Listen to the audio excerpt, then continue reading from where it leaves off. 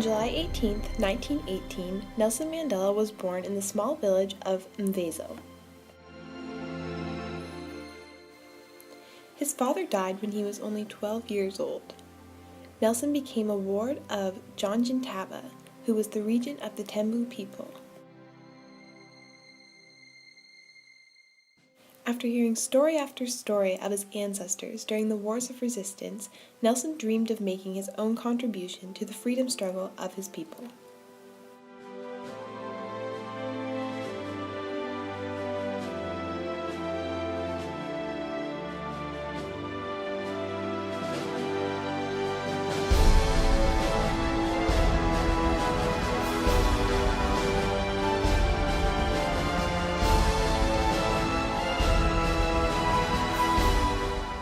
Nelson Mandela was the first in his family to attend school, and he claimed to have achieved academic success through plain hard work. When I went to school, the lady teacher, Miss Mdingane, asked, "What is your name?" I told her my African name, Kholiklas. She says, "No, I don't want that one. You must have a Christian name." So I say, "No, I don't have one." She says, from today, you are going to be Nelson.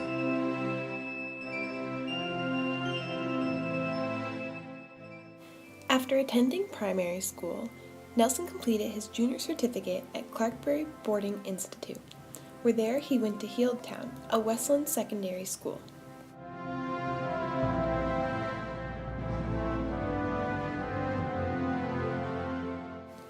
Nelson Mandela began his Bachelor of Arts degree at the University College of Fort Hare, which at the time was the only residential center of higher learning for blacks in South Africa.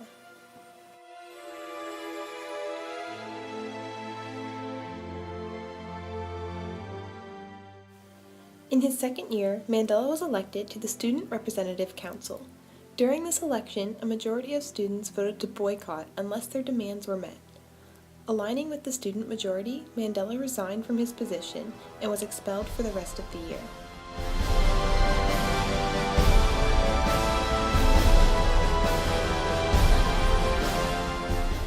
After returning home, his adopted family was furious, and they decided to arrange a marriage for Nelson. Shocked by their decision, he ran away from home, settling in Johannesburg.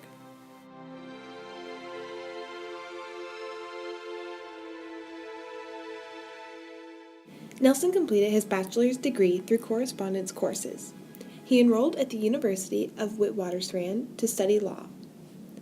Soon he became actively involved in the anti-apartheid movement, joining the African National Congress in 1942.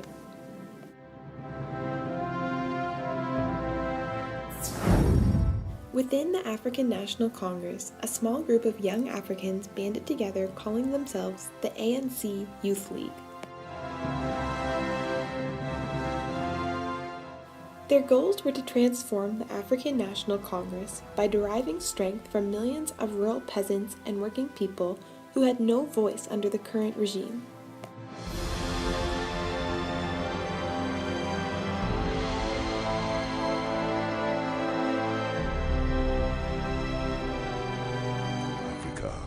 It was when I came into the African National Congress that I realized that Xhosas are only a part of the African people.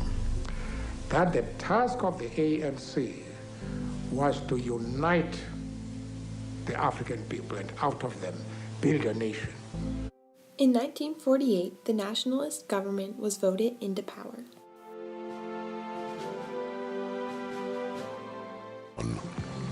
Comrade Oliver said, "Well, I like this because we now know we have an enemy in power. And I think that we're going to have a better opportunity of mobilizing our people." The African National Congress focused on policy goals of full citizenship, redistribution of land, trade union rights, and full and compulsory education for all children.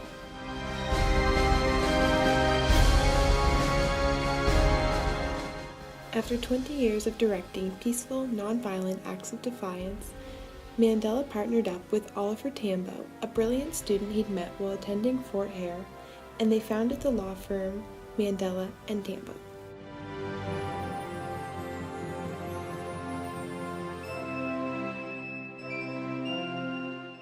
The law firm provided free and low-cost legal counsel to unrepresented blacks.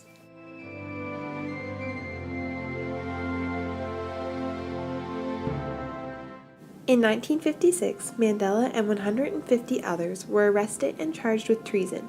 They were eventually acquitted.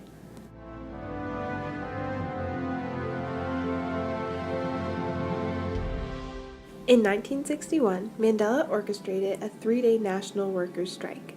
He was arrested for leading the strike the following year and was sentenced to 5 years in prison.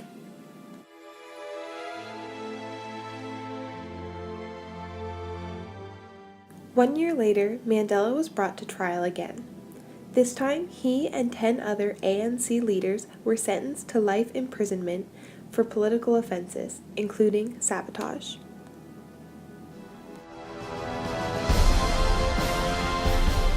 I have fought against white domination, and I have fought against black domination. I have cherished the idea of a democratic and free society in which all persons live together in harmony and with equal opportunity. It is an ideal which I hope to live for and to achieve. But if needs be, it is an ideal for which I am prepared to die. Mandela was incarcerated at Robben Island for 18 of his 27 years in prison. He contracted tuberculosis and, as a black political prisoner, received the lowest level of treatment from prison workers.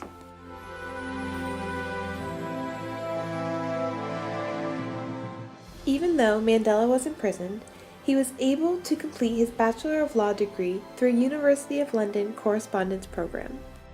In 1985, President P.W. Botha offered Mandela's release in exchange for renouncing armed struggle. He rejected the offer. It wasn't until Botha suffered a stroke and was replaced by Frederick Willem de Klerk that Mandela's release was finally announced on February 11, 1990.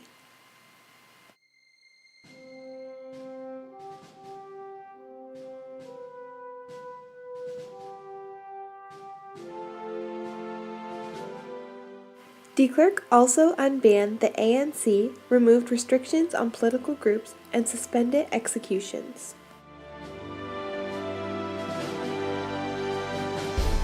Mandela declared that the ANC's armed struggle would continue until the black majority received the right to vote.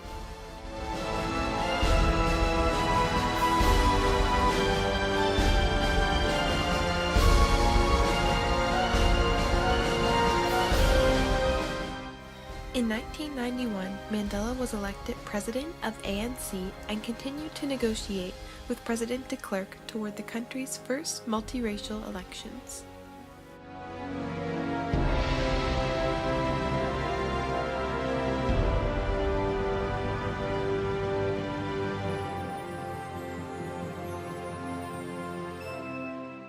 Two years later, Mandela and de Klerk were jointly awarded the Nobel Peace Prize for their work toward dismantling apartheid.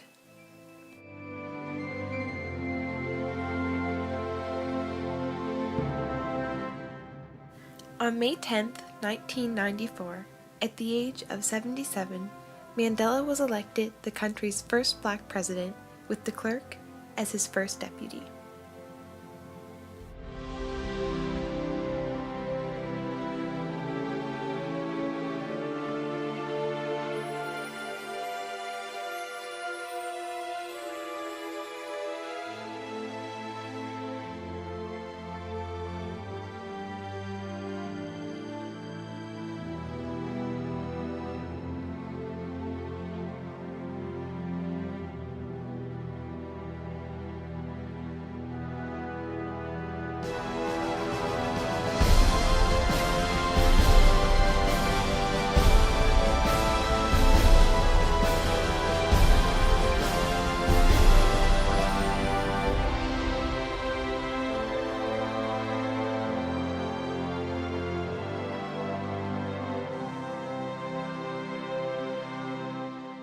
Soon after, Mandela published an autobiography titled Long Walk to Freedom, much of which he had secretly written in prison.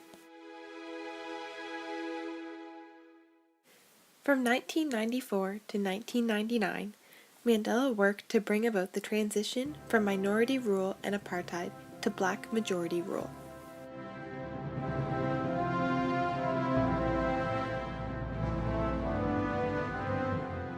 He also worked to protect South Africa's economy through his Reconstruction and Development Plan. The government funded the creation of jobs, housing, and basic health care.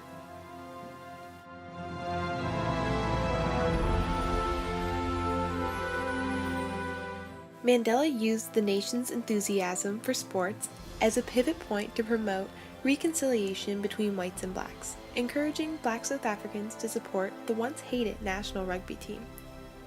And in 1995, they even hosted the Rugby World Cup.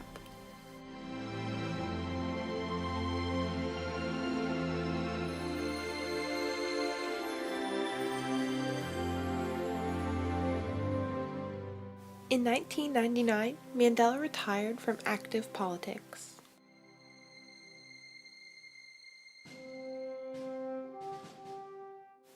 Two years after Mandela retired, he was diagnosed and treated for prostate cancer.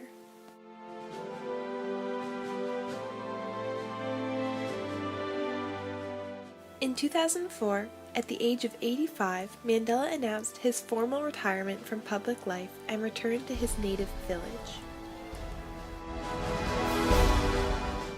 Nelson Mandela's last public appearance was at the final match of the World Cup in South Africa in 2010.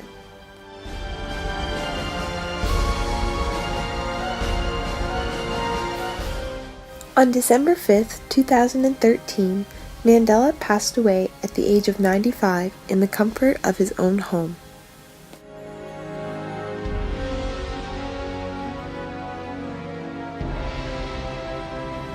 Nelson Mandela will never be forgotten, as every year on July 18th, global peace will be promoted on the International Mandela Day. Nelson will continue to be a source of inspiration for civil rights activists worldwide.